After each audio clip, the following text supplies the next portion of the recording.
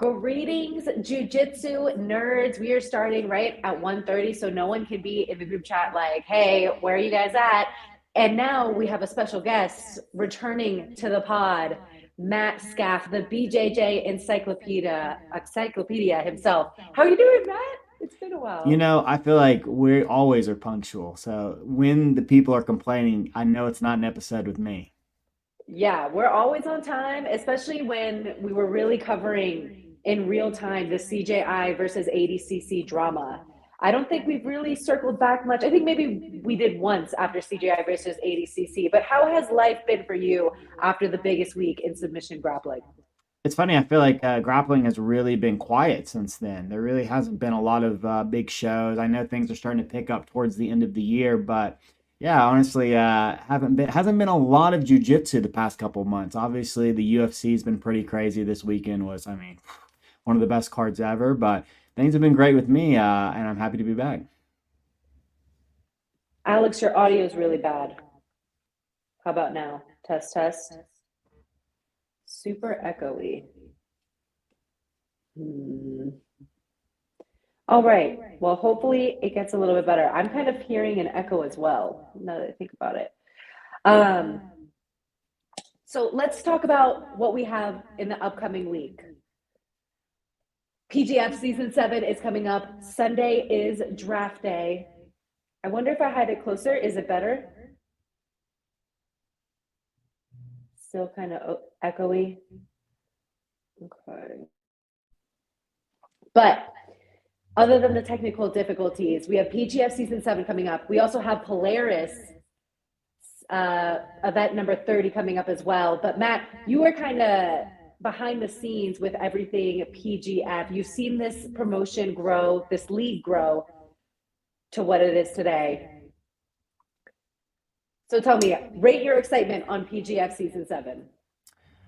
So yeah, PGF is has been a wild ride so far. So season one, obviously being in Decatur and RGM, to now it being on it being a live show that you can watch on the UFC Fight Pass in Vegas. It's been crazy to see the evolution. And this week or next week is it's just a gauntlet. There's really no other way to describe the PGF. 12 matches, and so if you do have a favorite grappler, you could name any other show, even ADCC and CJI. You could name your favorite grappler that competed there, and at most you saw them 4 times. But let's say your favorite grappler was like a Nicky Ryan, which I know a lot of guys like really are big fans of his. You got to see him in one match. He didn't perform very well. It was just a tough day for Nicky Ryan. But now imagine he had 11 more chances, and you'd get to see over the course like Nicky, have 12 matches, and even if he lost a couple, let's say he wins 5, 6, 7, makes it to the playoffs and makes a run there. Like after one match, an athlete's story isn't written. And that's what I love about the PGF is it just gives an athlete a chance to really showcase how good they are. And it really lets the athletes know, like, every team, I don't care how good they were, the Chicago Bulls, who had Michael Jordan, all them, they still lost 10 games over the course of the regular season. In the playoffs, teams still lose. There's a series. With grappling, it can be so tough, and in MMA fighting can be so tough because we're judging these guys off of one performance. And so, yeah, I'm super excited. The PGF always creates stars, and I'm excited to see who really stands out this week. Yes, I love how you mentioned that they create stars. And I think that this is the league that a lot of up and comers need to focus on getting on, simply for the fact that they have so many opportunities to get the highlights they need. And when are you going to have a chance to have 24/7 a camera crew coverage documenting everything? Like that's the type of stuff that athletes I feel like need and they don't want to pay for. Like videographers these days are $300 an hour. So I think it is a real opportunity for athletes to make a point in being a professional athlete. But now we're going to 205 pounds. And a lot of these athletes are going up in weight. Who, in your opinion, is a true 205 pounder on the PGF roster? There's definitely a couple guys that are pretty big. I feel like Braylor Grout's really big. I feel like Kyle Bame is also really big. Those are kind of the two biggest that really stand out to me. Paul Ardila is also a pretty big fella.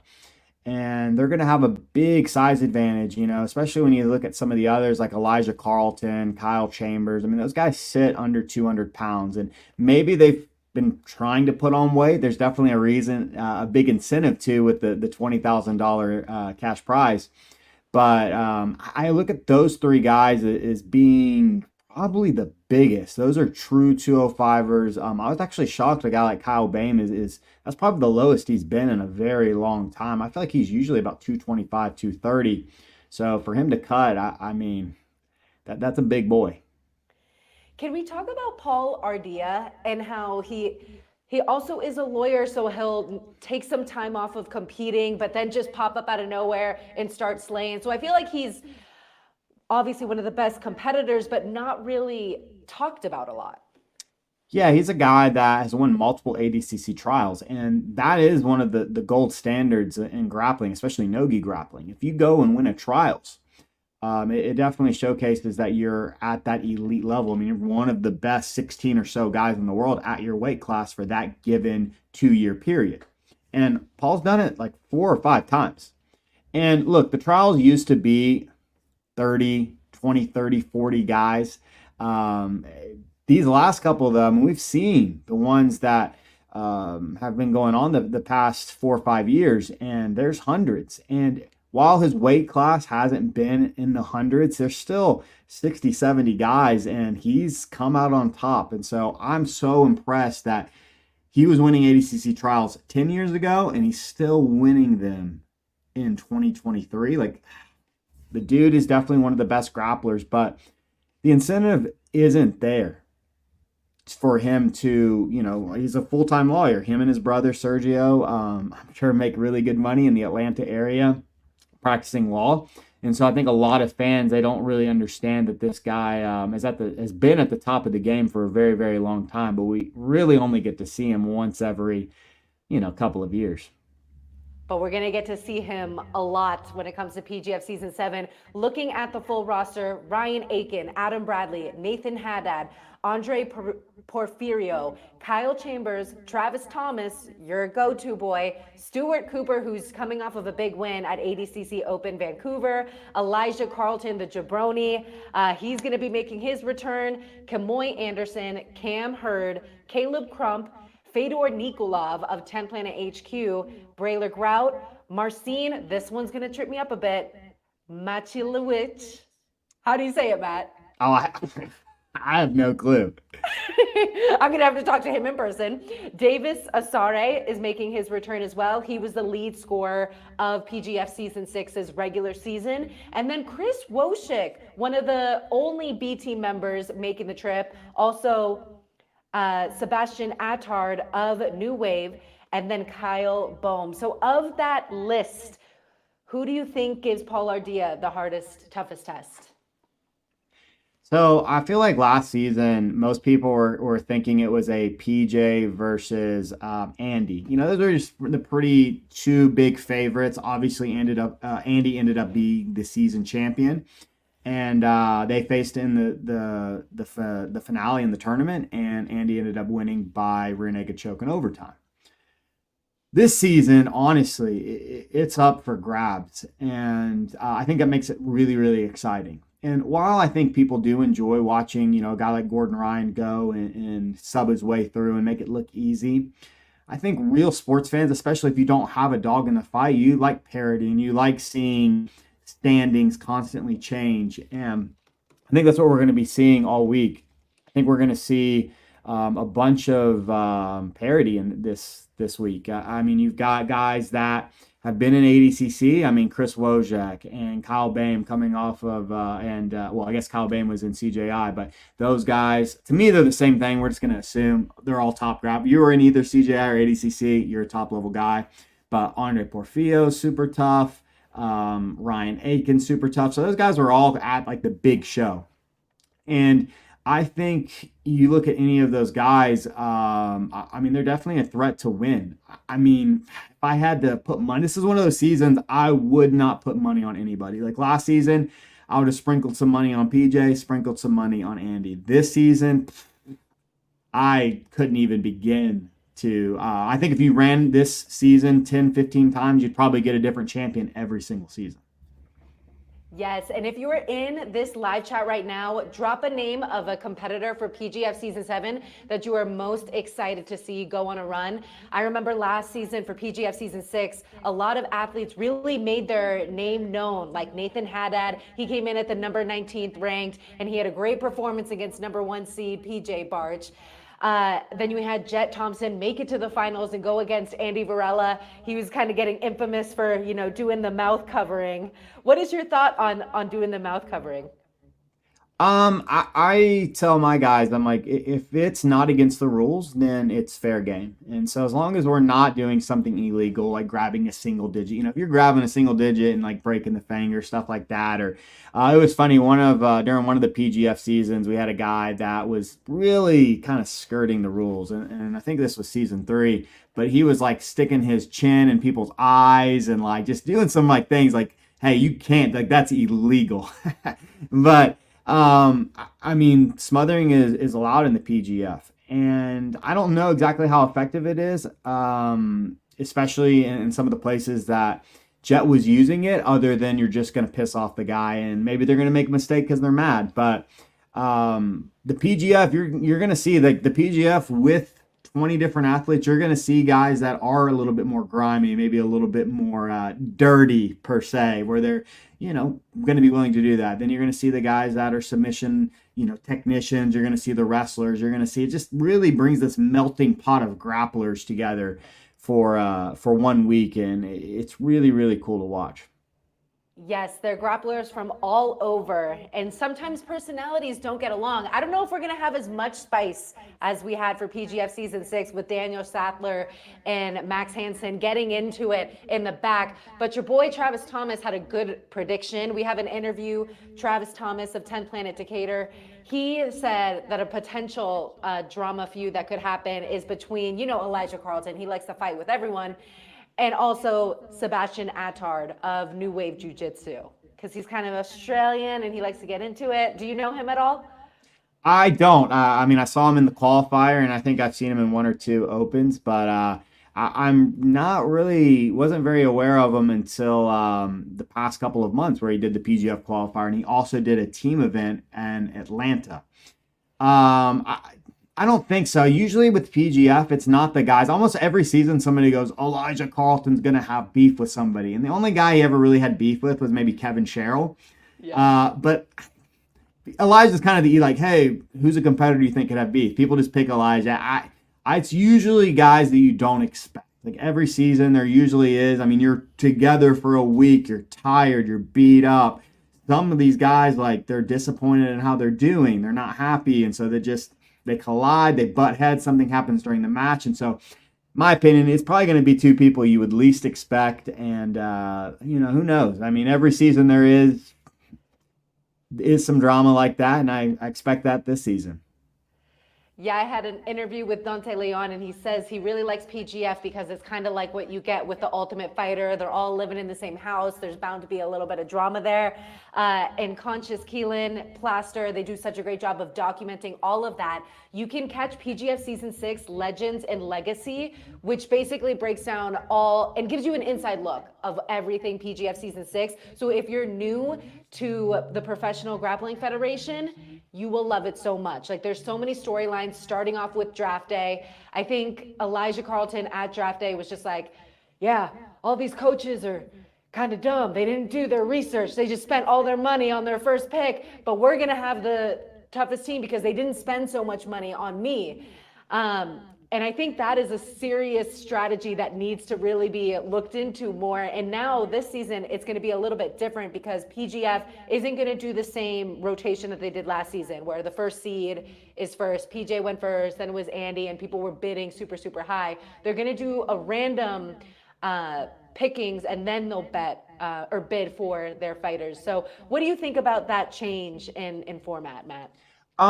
Yeah.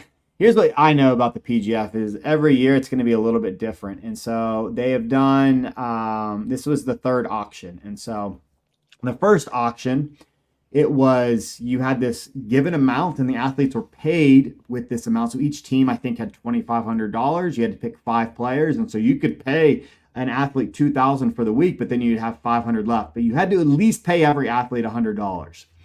Now you could go above that, but it had to come out of your own pocket. And we saw the team led by Zoltan Bathory. He just bought all the best guys. He just took his pocketbook out, and then he was going against some jiu-jitsu people as the other head coaches who didn't have the same bankroll, and he just bought the guys he wanted, and they won the season. This last season, we saw that they took the lineup or the order from the PGF experts. They did their draft, and then they did it like that. And we did see that. We saw that guys like PJ Barch went for super, super high, and then PJ's team didn't do very well because they just didn't have enough money to fill out the team with other quality guys. The issue this season for the coaches is going to be, who do you value the most? And so if there is somebody you think like, hey, I think like a Ryan Aiken's going to win the season. I think he's going to be phenomenal. I think he's going to be the highest point scorer during the regular season. Well, what if he's brought up last? How much money are you going to have to save to get him? And so I think it's going to be way more difficult for the coaches this season. While there was a lot of strategy last season, this season there's going to be even more. And yeah, I mean, if you're really waiting on a guy like, hey, I really want this dude. Well, if he doesn't come until the 15th, he's not the 15th guy being auctioned, then, I mean, you're going to have to save money. You're going to have to hope that other people have spent their money. And so I think we could see some early on guys go for really, really cheap because guys are trying to save their money for later guys. So I think this season could really be one in those first 5 or 6 if the coaches are kind of scared to bid because they're worried about not having enough money towards the end. Yes, the coaches definitely have their work cut out for them. We have the return of Hajer Gracie. Pedro Sauer is going to be a new coach that's coming. Dean Lister is returning. He was on... I'm blanking on their name. Not Team X Marshall. What was the green team's name? I can't remember. Oh my gosh. Well, they're not coming back anyway. But Team X Marshall, Epic Roll. It's literally on the tip of my tongue right now. But Dean Lister's returning, and then Carlos Machado has big shoes to fill. He is hopefully going to be taking after Jean-Jacques Machado, who had Team X Marshall last season. So they have a lot of work cut out for them. And then we also have the super fight, which we'll get into as well. And some pretty big names for the alternates list. I don't know if we're officially letting people know who those alternates are, but there's some big names from people who are local to Vegas and also just big names in the jiu-jitsu scene as well. But they haven't been officially announced, so I don't want to spill too much tea on here if they're supposed to be secrets or anything like that. But when we think about the matchups that we know for sure are going to happen with the confirmed 20 elite athletes that we have, one fight that I know someone wants back is Travis Thomas versus Ryan Aiken. And Matt, I know you had an insider look on how that particular matchup went at the ADCC trial. So are you excited for Travis to get that match back? I think Travis is going to have a really good season. And it is tough with the PGF because while there is 12 matches, they might be on the same team. And so we might be looking at teammates. And I think, especially with how young Travis is in the sport, I'm just really excited to see Travis go against all those guys. I think Travis is going to have a good season just because he does have a very diverse arsenal. And we saw last season, you didn't take a lot of points to make it to the playoffs. I mean, even a guy like PJ Barch, who just finished 3rd at ADCC, I mean, he really struggled to put points on the board. And if it wasn't for a couple of injuries, he wouldn't have even made the playoffs. And so I've just kind of told Travis, I'm like, look, take it match by match. But all you really need, if you just get 4 chokes this season, I mean, you're looking at 24 points right there. And I think if you just score in the 20s, you're going to be really, really happy at the end of the day. It is kind of what's tough, and I feel like that with ADCC. We're trying to do our job, but it's like tough when you don't have the actual matchups. Like I always love when it's like, all right, we know like when the NFL bracket drops, you kind of know like, all right, it's a couple weeks before the season when it drops. Hey, week 7, my team, I'm a big Tennessee Titans fan, and we're gonna play the Atlanta Falcons week 7, whatever it is, right? With the PGF, it makes it hard, like our job a little bit harder because it's like, I mean, you're not going to face an athlete isn't going to face 8 of the other competitors. And so it's like, man, you might as a coach game plan for, hey, we're thinking about Travis versus Paul Ardea, and then they might be on the same team or they might just not face each other. So I think a lot of those guys are just biting at the bits to really get that first day over with, and they're going to find out what team they're on. Yes, and it was Team Black Rifle that I was blanking on for Dean Lister. I'm not sure if that team will be returning. I know we'll definitely get Team Epic Roll, a sponsor of PGF. That was Hodger Gracie's team last season. And if you are in the Vegas area or Southern California, Hodger Gracie is going to be in town Saturday, November 2nd. I know BMAC is going to be there as well, and it is going to be an amazing seminar, so make sure you guys book your tickets because it could be selling out sometime soon. Matt, what are your thoughts on a Hodger Gracie seminar? Have you ever been to one? I mean, I've never been to a Hodger seminar, but I mean, he's one of the greatest grapplers of all time. And so I imagine you're going to learn something there. And I tell people, look, there's a couple of reasons you might go to a seminar. One, you might just go. Some people go just for the photo opportunity. They're just going to go meet somebody they've wanted to always train with or they've watched. And so maybe you are a big Hodger fan and you just want to go get a picture. Some people go to roll. Now, I doubt Hodger's going to roll at the end, but I know some people like, I don't care what happens. I just want to try and roll with. And we've seen with like Craig Jones is notorious for rolling with 20 people. There's a bunch of people after the seminar, Keenan Cornelius as well. And so some people go for that. And then some people go for the techniques. And I say, look, whether you're going for any one of those three, seminars are usually a pretty good time. And especially with this one, I mean, we're not talking about some random Joe. It's not a Matt Scaff seminar where most people are going to be like, who's that guy? That's a great seminar to go to. I'd like to think it'd be pretty good. But, with Hodger, it's like, man, you might go just for the photo op, and that'll be kind of worth it, honestly. But yeah, I imagine it's going to be pretty good. Whenever you're talking about one of the best, I mean, I'm sure he's going to be sprinkling out some gems in that depth of knowledge that he possesses.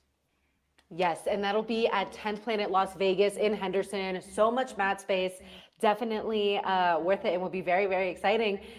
So when we're looking at PGF Season 7, is there anything in particular that you think is going to be very exciting this upcoming season?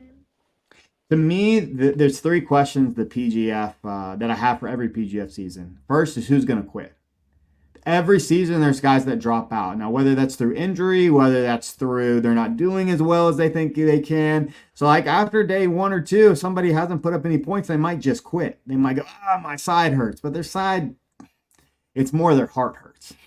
And so I'm always interested to see. And sometimes you will get some shocking ones. I mean, we've had in the past where like black belts have dropped out from the PGF. I think it all happens every season.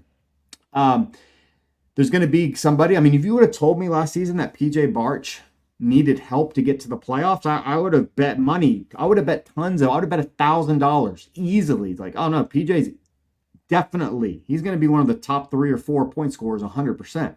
So there's always a top guy that comes in that doesn't score very well, and they're just really blown away.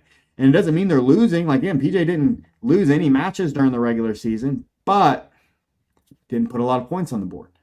And then the dark horses. I'm always excited for the guys that people don't really know, the Travis Thomases. So when Travis did his season, he was a huge dark horse. I remember some of the people were a little bit salty. Some of the other competitors were a little salty because Travis got paid a bunch and he just wasn't a known guy at the time. And then he ended up breaking out. And I mean, he and Elijah were fighting all season for top point scorer. And so anyways, like who's going to be that this season? Is it going to be a guy like Sebastian? Is maybe even a dude like Cam Hurd who's gotten better each season? Is he going to come out of nowhere, a guy that has never made the playoffs, and is he going to just kill it? So those are kind of the 3 big things that I'm always excited for. Especially this season, there's a lot of guys. I mean, I think if you asked every single one of those dudes, they'd all go, oh, I'm definitely making the playoffs. And so there's going to be 12 dudes that it's going to be a tough week. Yeah, I'm so excited that you pointed out the dark horse factor because for me, I guess he wasn't really a dark horse for you ever. You were very aware that Jett Thompson is like the bee's knees, and he really showed up last time. I think my dark horse for this season, I'm going to go with Cam Hurd. I know he's been training real hard. He's been putting on muscle. The type of strength and conditioning he's been doing over there in Virginia is next level. So I think he's going to have a really good season. And then Fedor Nikolov will probably be my other one. But what's your dark horse? Yeah, so, and those are guys, because I look at, like Travis has had tons of success, Elijah Carl, like those guys, the Kyle Chambers, there's a lot of these dudes that I wouldn't see, like if Travis won the season, I wouldn't be like blown away. I'd be like, oh yeah, like, I mean, I definitely could see that being a reality. Guys like that, I mean, I would be really shocked. I mean, my dark horse, my dark horse this season is probably, I feel like this is kind of a cheap answer, but this guy has never been an ADCC. I don't think he's a world champion. I don't think a lot of people are looking at him as a favorite, but I think Braylor Grout's going to do phenomenal.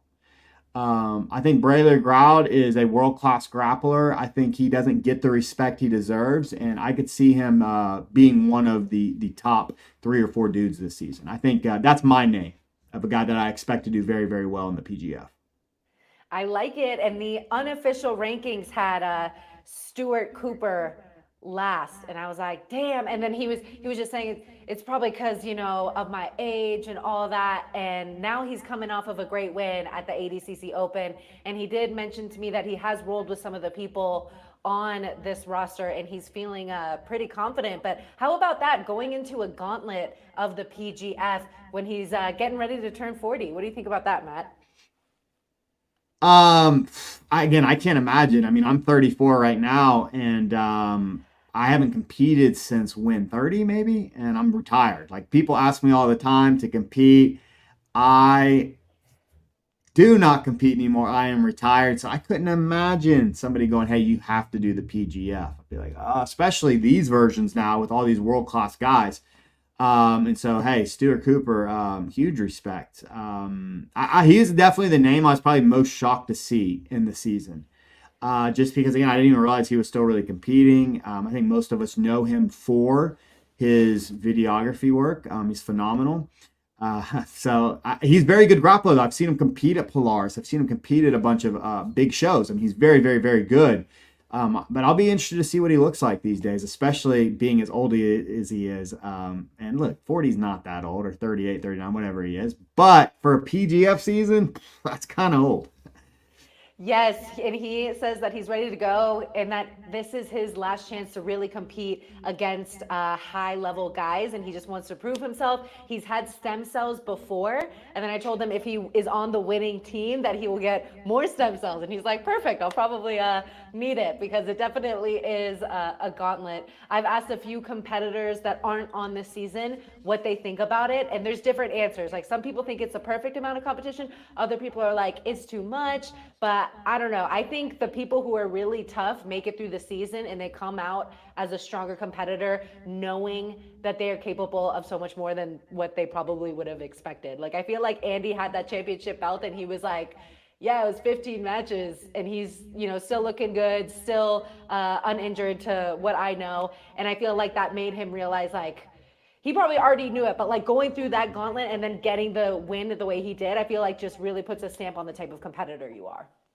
Yeah, and here's the truth. I feel like the people that have done PGF seasons are in for or just have a huge advantage, like the Travis Thomas, the Elijah Carlton, the Cam Hurds, just because they know what to expect mentally and physically.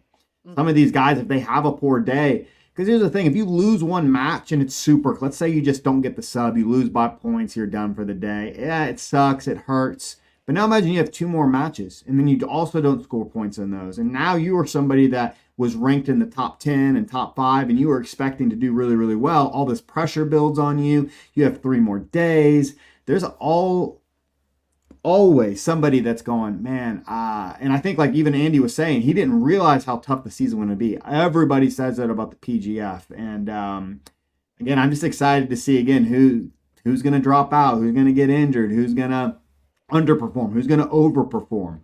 And yeah, it's going to be exciting.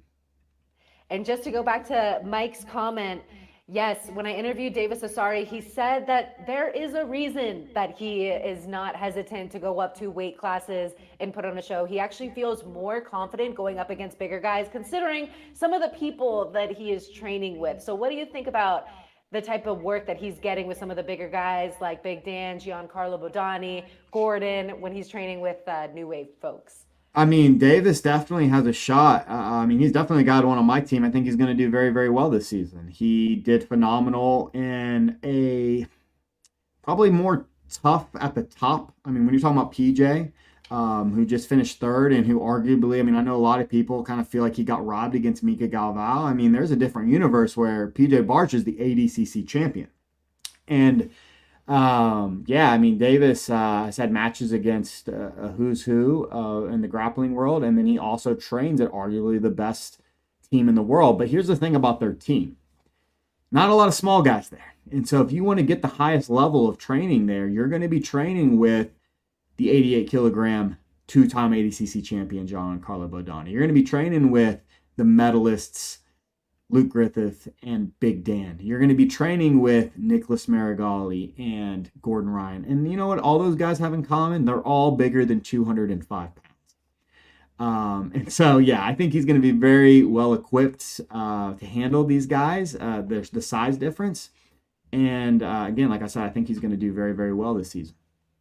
Yes, so that is PGF Season 7. The draft will be streaming live and for free this upcoming Sunday. And then Monday, at this time, we're going to be getting ready for the broadcast to get going on streaming live and for free. I think it's the perfect amount of free and then exclusivity when it comes to UFC Fight Pass, the finale being on behind a paywall, because the playoffs is definitely my favorite part. It's like who can get the win and take home that extra 20K. And it last season didn't work out that someone won the team and the playoffs. Is Andy, who was on Team Epic Roll. Team X Marshall was a separate team. So we'll see if this season it ends up being one athlete gets to go home with 40K and also stem cells.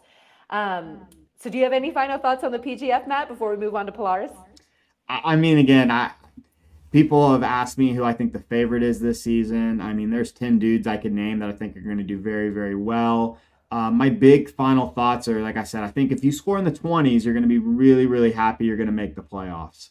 And we really think about it, it's just 4 chokes. If somebody just goes out there and gets 4 chokes in 12 matches, they're going to make the playoffs, almost guaranteed.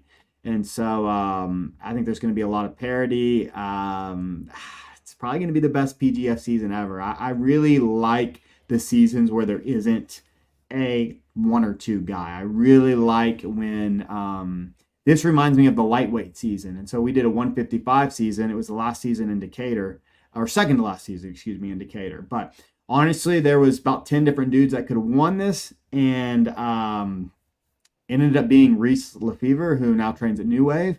But he ended up losing during the regular season. He actually lost to a blue belt during the regular season. And then during the finale, just dominated, beat a couple black belts, and ended up being that season's champion. And so I think, like I said, I think you run this 20 times, you might have 20 different champions. Yes, I think that's the most exciting part about the PGF. Anything can happen. And like you said, it really comes down to that durability and that mentality, being able to get through the entire season. And yes, definitely Chris Wojcik is someone that people are starting to have on their radar. He is super cerebral. I feel like a lot of the people on this season are cerebral, but then we also have just like the brute athletes coming in. So a lot of potential for some crazy highlights. Yeah, and a guy like Chris Wojak, like I said, there's just so many dudes that it's a tough season to call. And I think a lot of these guys are getting well known. I mean, a guy like Chris really made his mark. And I think that was what was cool about CJI and ADCC is it just gave more athletes exposure and it gave them more chances. And we got to see a guy like Chris Wojak who didn't win a trials get invited, and he ends up making a huge run at ADCC. And I mean, he just lost to his teammate J-Rod, and it was a super close. I think it was a ref's decision. And so, yeah, he's a guy that I'm very excited to see as well. We cannot wait. And if you are in the Vegas, SoCal, or Arizona area and want to make a trip to Vegas, 10th Planet Henderson, Haja Gracie is going to be having a seminar, and that'll definitely help support everything with the PGF as well. So thank you guys so much. If you are a PGF fan, you are witnessing this thing grow. I know PGF season 6 was super groundbreaking for PGF, and season 7 is going to deliver even more drama, even more action, crazy highlights, and I think a dark horse will definitely surprise us and have a bunch of different theater going on. But before PGF, we have Polaris coming up. I will be there in London. We have an awesome main card. I also did an interview with both Dante Leon and Jed Hugh. So here is the full main card matchup. We have Felipe Geyer versus Owen O'Flanagan. Owen O'Flanagan, I interviewed at CJI. I'm excited for him. Dante Leon versus Ellis Younger. Cameron Else versus Nathaniel Wood. Keith Krikorian versus Jed Hugh. Nia Blackman will challenge the Jiu Jitsu phenom Helena Cravar for her 70 kg title. And then Carlos Condit versus Michael Venom Page in the main event. So Matt, what is your thought on them incorporating some UFC fighters into this grappling tournament? Yeah, they've done this before. I mean, we've seen a bunch of different guys kind of headline Polaris that have some UFC ties. They have Nathaniel Wood, who's a UFC fighter as well, and then obviously we got Venom Page, who just jumped over, and Carlos Condit. I like seeing the UFC guys go at it, especially when they're going against each other. I feel like sometimes they're a little bit out of their depth when they're going against the specialist.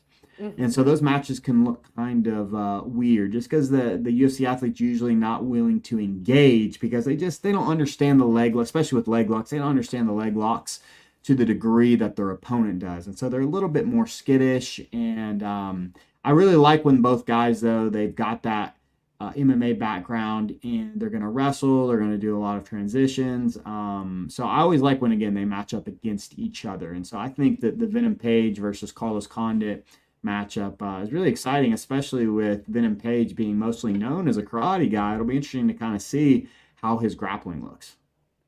Yes, I'm definitely excited for that. I am very curious to see Dante Leon make his debut with Polaris. He's been getting some more opportunities. He made a great appearance at UFC Fight Pass Invitational 8.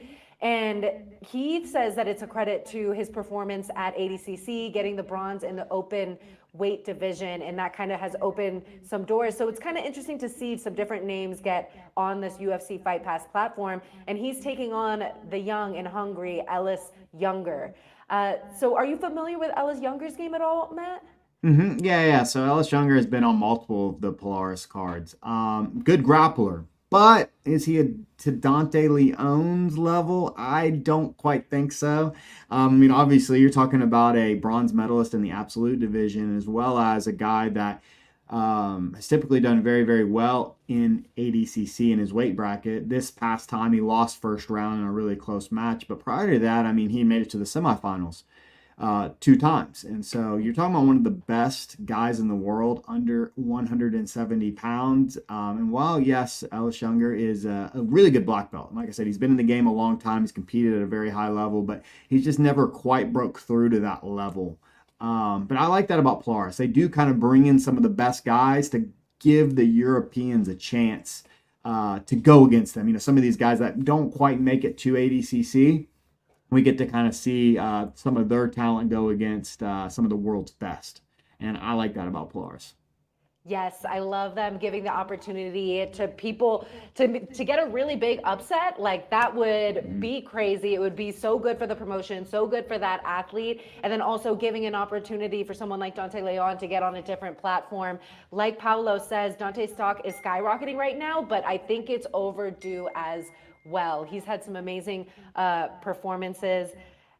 And then, yes, I didn't realize at CJI that San Pellegrino is his inside joke, but he wants to be sponsored by that. I mean, I'm much more of a Topo Chico kind of girl, but everyone has their Flava Flav. The other match I'm particularly excited about, showing a little bit of 10th Planet bias over here, though, is the Keith Krikorian match versus Jed Hugh, Jed Hugh. And Jed has the most wins in Polaris history. But Keith Krikorian is a champion, not of the division that they're fighting at, but he has a lot of experience with Polaris as well and on many other platforms. So how do you see this matchup going down? You know, Jed is one of the toughest grapplers out there. He's had some phenomenal performances over the years. And here's what you know about a Jed Hugh match is it's going to be nonstop, action-packed. He's going to be in Keith's face. And I think Keith performs really, really well in those matches. I think Keith is probably, it's funny, I feel like Keith kills it in Europe. Like whenever he competes in Europe, I feel like whether it's Grapple Fest or Polaris, he has just done historically very, very well. And so it's almost like his home turf. I don't know. There's something about going over to Europe that just brings out the best in Keith Krikorian. And so, I mean, I'm expecting just because of how he's always looked over there, especially he's beaten a couple of their best grapplers, you know, Ash Williams and others. And so, yeah, I'm expecting Keith. I mean, obviously, Keith, the 10th Planet guy, I'm a really big fan of Keith. And so, I always hate doing the analysis and being like, well, this guy's kind of my friend, you know, but I do think Keith finds a way to get the submission. But it's going to be, I would look at, if I look at all those matches, I would say that's probably going to be fight of the night. That's going to be a banger. Yes, for sure. But you're also my favorite analysis because you, like the way we have analyzed ADCC versus CJI, you have always been super like unbiased with everything. Like you just keep it real. You're just like a jiu-jitsu nerd that's just like, oh no, that's kind of lame when Mo does this, but like, oh, the over 80 kilogram division isn't as good. Like you keep it real, you know? You know, I try to keep it honest with myself, and you know, especially when I'm putting this hat on, like, okay, I'm analyzing, or I'm bringing on to kind of commentate on something. Even it's funny, even though I think a lot of the people that get paid the most are very biased, and they say kind of these outlandish things to get clickbait and everything, but for me, I try to just give you a look at if I had to bet $10,000, who would I bet on? And in this instance with the PGF, I ain't betting. You know, like I said, my heart and everything, like I want Travis Thomas to win. Could he win? I definitely think Travis could do and win the whole thing at PGF. I definitely expect to see him in the playoffs, but at the same time, like I said, you know, betting man, if I had $10,000, I'm keeping out of this one. It's going to be very, very, very, very close. But yeah, no, I appreciate that, and it's just something I try to always do. I try to be very professional, and again, I hate saying, and I hate being like, I got to choose this guy because he's my friend. Like if you get your feelings hurt because I don't, like, come on, like it's not that big a deal. Exactly. So that is a little bit of the main card coming up for Polaris 30. It is being touted as one of their biggest events of the year and of all time. I will be on the sideline post-fight interviewing, so it should be a really, really fun one, especially with that women's championship on the line. I'm really excited to see Helena perform in person for the first time. So when it comes to the rest of the main card. Oh, I didn't even talk about some of the prelims too. We got to talk about a little bit. Kieran Kachuk is going to be there. He's taking on Carson Coles. Rosa Walsh, she's coming off of a run recently. So a lot of these competitors just competed at Pans. And she's going to be taking on Sula May. And then another one that'll sneak up on us in the prelims is Ian Butler versus Will Nichols. So any of those names stand out to you, Matt? I mean, of course, Kieran. I mean, Kieran is very, very good B team representative, and he's been very instrumental. I feel like him and Chris Wojak have been very instrumental to some of the modern guard play. And I think anytime those guys compete, you know, you're going to get to see some interesting modern look at jiu-jitsu, particularly in the leg entanglements. I'm really interested in that female match. You know, I'm a big fan of the female grapplers, and the Helena Craver match is a really, really good matchup. Obviously, we saw Helena get second at ADCC. I mean, the sky's the limit for that girl, and she's going against a really tough competitor that also, I think, is world class. And so I'm excited to see. I feel like especially very physical opponents have been Helena's like hardest matchups. You know, obviously she's a teenager, and so she hasn't quite grown into adulthood yet, but I feel like that's kind of the pathway. And I think, like I said, like when people can get really physical and can really kind of bully her, that's where she really struggles. In those technical exchanges, she's a wizard. And so I feel like this is an opponent that could possibly try and bully her, you know, just a little bit more physical of a grappler. And so I'm excited to see that. Yes, and that'll be happening this Saturday, November 2nd. Just like you mentioned with the Kieran Kachuk bringing like the modern guard game, I thought it was so interesting that his take on the false reap and like really analyzing that part of the game was even something that Craig was like, oh, like he was looking into that. And now I think they're in some type of partnership with BJJ Fanatics. And they were joking on the Simple Man's podcast. They're like, oh yeah, they're like splitting revenue with you. And Kieran's like, wait, really? I'm supposed to be getting paid? But yeah, apparently they're working in cahoots on that false reap, which has really opened up the game for Kieran as well. So a really, really stacked card for Polaris coming up. I'm excited that the rest of the year is super, super exciting. Matt, I had to get your opinion since we were covering the ADCC versus CJI drama so much. And you've been off Instagram, so I don't even know if you see everything in real time, but you must have heard at this point that Mo Jassim has stepped down from ADCC presidency. You know, I have heard that, and so I've been off Instagram for a couple of months now. So what happened is I broke my phone, and so I needed a new one, and I went a week without Instagram, and then I was like, man, this is just kind of nice, and so anyways, I just have been off it, and I honestly never think about it anymore. Those first couple of weeks, I'd pick my phone up and I'd go to click the app, and it wasn't there, but now I don't even think about it. I almost forget that I ever had it. But yes, I have heard Mo, and here's the thing, I think. You know, Mo has said after each ADCC, he wasn't exactly sure he was going to continue. This wasn't going to be a 20-year run as him being the organizer. And so he was just looking to give Jiu Jitsu a little bump to really take it to that next level. And he is stepping down. And I use these air quotes because he's still going to be involved with the Kids World Championship as well as the ADCC Opens. And so he's really just taking out the headache of the actual event. And I feel like rightfully so. I feel like Mo's tenure is going to be should be looked at fondly because, again, I think he did a lot of really, really good things for the sport. I think he catapulted it to the next level. It probably is time, though. I think just like everything, I think it's time for I don't think maybe a position, I should say, that I think maybe should rotate. Maybe you should do 2 or 3s, but 2 or 3, and then let somebody else have a crack at it. And so I'm excited to see who is next. But I don't know. And again, I've seen Craig say he got fired and everything. I doubt that. I mean, I can't imagine that there's just people clamoring for that job. And I can't even imagine that the Sheiks are like, I don't know. I just can't imagine that he would get fired from that position. He did a great job. I thought ADCC was great. Obviously the athletes pay and then how much you spend on the arena. That's where I think that some of the disagreements maybe the community has with him. But at the end of the day, I thought he did a phenomenal job. And yeah. Yeah, I definitely agree with almost everything you said. I think he might have gotten fired just from different things that I heard even before it was officially announced. But yeah, no, 2019, he killed it.